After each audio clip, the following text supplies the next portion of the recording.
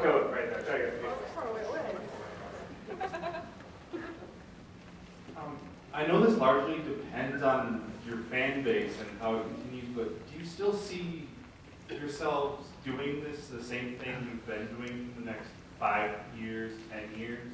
I personally always see myself doing something online or something entertaining, just entertaining people. I mean, the big addiction to entertaining online really is the freedom. Just you can do whatever. I mean, technically, I work for a company, but I mean, they're just they're so open and so laid back about just what you can say. Just be entertaining, just entertain. You're in the right place. Tori should be in the video game. So you can't say that. I mean, very, very rare. Okay, thanks. So I love to, and internet entertainment is just growing and growing and growing out. I want people to help it keep growing and growing and growing.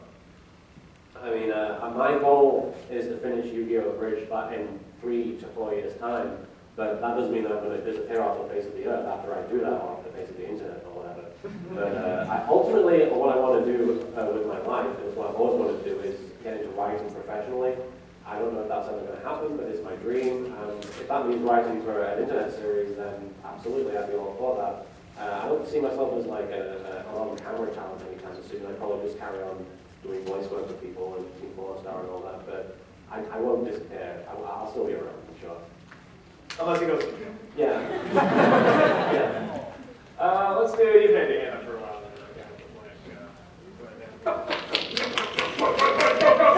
Where am I going? 2 questions for you. Yeah, I can't hear you. 2 questions. I broke it. Sorry. Talk into the microphone. Yo. Microphone's dead. Shout. Project! 2 questions. The first one. Diaphragm. Don't want him to scream at us. 2 questions. The first one being, how do you think your childhood had affected what you do nowadays? And the second one being, how do you select your content? Well, the childhood, if you want to get psychological, affects everything.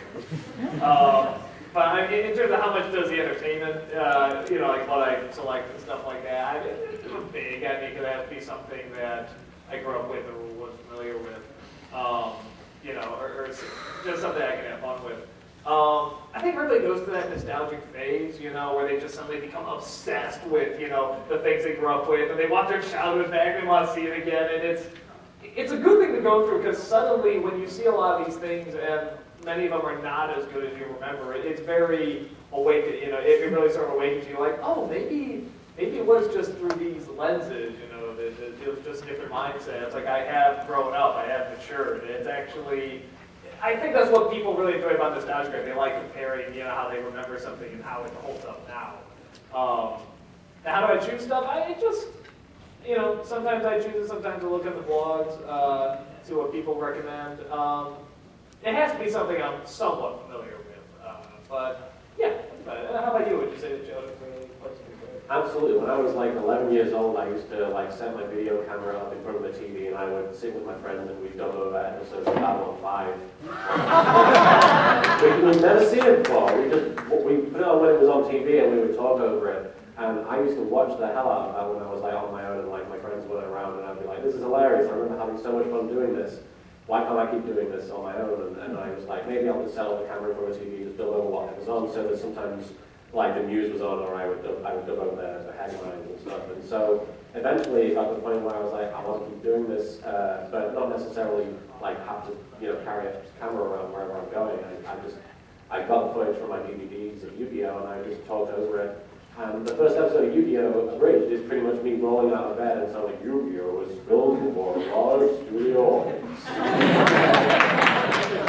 That's how it sounded back then, but it definitely affected me in the sense that I wanted to recapture that. What was the second question? Like how do you pick content and stuff like that? Whatever you can afford. If you can only attend one day, then one day. If you can attend either day, then just pay for whatever you like. I don't know. There's a microphone working out right now. Maybe. Aha! Thank you, Doug. I've had my hand up for like 10 minutes.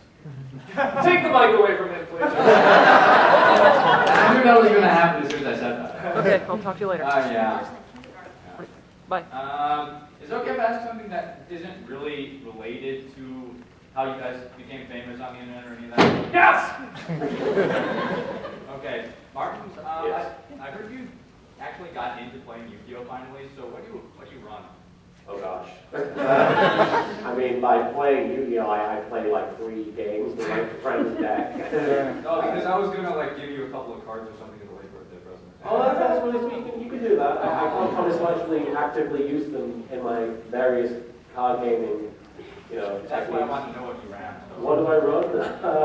Anything cute. Yeah, but you're not getting the rescue rabbit. Oh.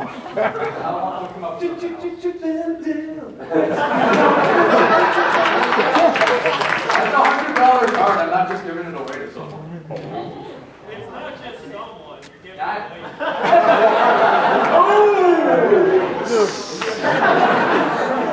I could come up with a response to that, but I don't feel like it.